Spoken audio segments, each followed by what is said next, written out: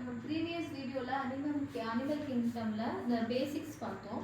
அதோட கார்டேட்டான்னு ஒன்று பார்த்தோம். கார்டேட்டாவில் ஆல் வெர்டிபிரேட்ஸ் அப்படின்னு சொல்லி ஒரு லிங்க் இருந்திருக்கும். இப்போ அந்த கார்டேட்டாவோட எலாபரேஷன் தான் இப்போ நம்ம பார்க்க போகிறோம். ஃபஸ்ட்டு அதோட சப்ஃபைலம் என்ன அப்படின்னு பார்த்தீங்கன்னா, ஃபஸ்ட்டு யூரோகார்டேட்டா, செஃபலோகார்டேட்டா, அதுக்கப்புறம் வெர்டிபிரேட்டா அப்படின்னு சொல்லி இது மூணும் வந்து உங்களுக்கு வந்திருக்கும். இல்லை யூரோகார்டேட்டா அப்படிங்கிறது இதுவும் வந்து மெரைன் லிவிங் ஆர்கானிசம் தான். அசிடியன் அப்படிங்கிறது இது வந்து ஒரு செசைல் ஆர்கானிசம், அதாவது அட்டாச்சாக இருக்கும். அதாவது கடல்லையே வந்து கீழே அட்டாச்சாக இருக்கக்கூடிய ஆர்கானிசம், அதுதான் அசிடியன் அப்படின்னு சொல்லுவோம். இது மேக்ஸிமம் நீங்கள் யூஜியில் தான் இதை பற்றி நிறையா படிப்பீங்க. அதாவது பிஎஸ்சி ஜுவாலஜி எடுத்தீங்கனாலும் இல்லை பாட்டனி எடுத்தீங்கனாலும் யூஜியில் தான் இந்த அசிடியன் பற்றி படிப்பீங்க. அடுத்து பார்த்தீங்கன்னா இந்த செஃபலோகார்டேட்டா அப்படிங்கிறது இது மேக்ஸிமம் ஆம்பிபியன்னா வேறு ஒன்றும் இல்லை, இருவாழ்வி அப்படின்னு சொல்லுவோம். இப்போ தவளை, தேரை இதெல்லாம் பார்த்தீங்கன்னா ஆம்பிபியன் ஆகும். Water and land living organism அப்படின்னு சொல்கிறது.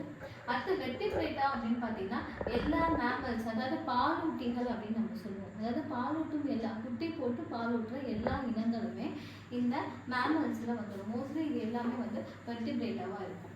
ஸோ இந்த வெர்டிபிரேட்டாவை நம்ம அடுத்து வந்து 2 கேட்டகரிஸாக பிரிக்கிறோம். அது வித்தவுட் ஜா, வித் ஜா, அதாவது இந்த வாய் பகுதிகள் இருக்கிறது. வித்தவுட் இல்லாதது பார்த்தீங்கன்னா வித்தவுட் ஜான்னு சொல்லுவோம். வாய் பகுதி அந்த உதடுகள் இருக்கிறது வித் ஜா அப்படின்னு சொல்லுவோம். இதில் வந்து ஒரே ஒரு கிளாஸ் மட்டும்தான் இருக்குது, சைக்ளோஸ்டோமேட்டா, அதுதான் இதோட பேர். பாருங்க, சைக்ளோஸ்டோமேட்டா அப்படின்னு சொல்லுவோம். இதுக்கு எக்ஸாம்பிள் பார்த்தீங்கன்னா லாம்ப்ரே ஹேண்ட்ஃபிஷ். ஹேண்ட்ஃபிஷ் அப்படிங்கிறது பீசஸோட, அதாவது பீசஸ் அப்படின்னா இதுதான் உங்களுக்கு வந்து இங்கே கிளாஸில் பார்த்துருங்க, வெர்டிபிரேட் கிளாஸில் பார்ப்பீங்க. இதோட ஒரு 4 வீனர் அப்படிங்கிறது தான் வந்து ஹேண்ட்ஃபிஷ் அப்படின்னு சொல்கிறது. அதாவது மீனுக்கு ஒரு முந்தைய இனம் அப்படின்னு சொல்லலாம். இந்த வெர்டிபிரேட்டாவை நம்ம வந்து 5 கிளாஸஸாக பிரிக்கிறோம். இது ரொம்ப பேசிஸ். இது கண்டிப்பாக வந்து உங்களுக்கு +1 +2 இது எல்லாத்துக்கும் ரிலேவாக வரும். நல்லா பார்த்துக்கோங்க. பீசஸ், ஆம்பிபியன்ஸ், ரெப்டிலியா, ஏவ்ஸ், மேமலியா அப்படின்னு சொல்லி படிக்கிறது. பீசஸ் அப்படிங்கிறது பார்த்தீங்கன்னா மீன் இனங்கள் எல்லாமே வந்து இந்த பீசஸில் வந்துடும். ஷார்க், முல்லட் இதுக்கு வந்து எக்ஸாம்பிள் சொல்லலாம். அடுத்து ஆம்பிபியன், நம்ம ஆல்ரெடி இங்கே பார்த்தோம், செஃபலோகார்டேட்டால பார்த்தோம். அதை தான் வந்து ஆம்பிபியன் அப்படின்னு சொல்கிறோம். இருவாழ்வி, வாட்டர் அண்ட் லேண்ட் லிவிங் அனிமல்ஸை சொல்லுவோம். ஃப்ராக், டோட், அதாவது ஏற்கனவே சொன்னதான் தவளை, தேரை இனங்கள். அடுத்து லாக்டீரியா அப்படின்னு சொல்கிறது பார்த்தீங்கன்னா ஊர்வன அப்படின்னு தமிழில் சொல்லுவோம். Lizard, snake. இதோட பாடியை நம்ம எப்படி சொல்லுவோம்னா ஹெட்டு, அப்புறம் ட்ரங்க்குனா உடல் பகுதி, அப்புறம் டைல் அப்படின்னு இது 3ஆக பிரிப்போம் லாக்டீரியா அப்படிங்கிறத.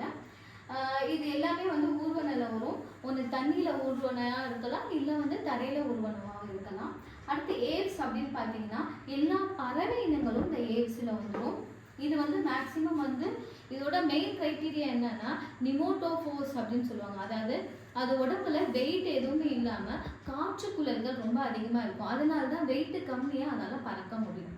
ஸோ அதை தான் வந்து நிமோட்டோஃபோர்ஸ் அப்படின்னு சொல்லுவோம். அதோட எலும்புகளில் நமக்கு இருக்கிற மாதிரி கால்சியம், பாஸ்பரஸ் இந்த மாதிரி எந்த ஒரு மெட்டீரியலும் இருக்காது. வெறும் அதாவது காற்றுகள் அடைக்கப்பட்ட ஒரு எலும்பாக தான் இருக்கும். அதனால தான் இதை வந்து இதோட உடல் அமைப்பும் பார்த்தீங்கன்னா போட் ஷேப்பில் இருக்கும் பறவைகள்லாம். அதனால தான் அந்த காற்றை கிழிச்சிட்டு வேகமாக பறக்க முடியும். அதை தான் நம்ம வந்து ஏவ்ஸ்ன்னு சொல்கிறோம். எக்ஸாம்பிள் பீஜியன், ஆஸ்ட்ரிச் அப்படின்னு சொல்கிறது. அடுத்து மெமலியாவில் பார்த்தீங்கன்னா குட்டி போட்டு பால் கொடுக்குற எல்லா இனங்களும் மெமலியாவில் வந்துடும். எக்ஸாம்பிள் வந்து ரேபிட், ஹியூமன் கொடுத்துருப்போம். உங்களுக்கு இப்போ ஏன் ரேபிட் இதுக்கு எக்ஸாம்பிள் கொடுத்துருக்கோம் அப்படின்னு பார்த்தீங்கன்னா 10th உங்களுக்கு செகண்ட் லெசனில் இன்வெர்டிபிரேட்டா, வெர்டிபிரேட்டா படிப்பீங்க. அதில் வெர்டிபிரேட்டாவில் நீங்கள் படிக்கிறதுக்கு ரேபிட்டை பற்றின எலாபரேஷன் தான் உங்களுக்கு இருக்கும். அதுக்காக இங்கே மேமலியாவில் ஒரு ரேபிட் அப்படிங்கிற எக்ஸாம்பிள் ஒரு ரிலேக்காக கொடுத்துருக்கோம். ஓகே.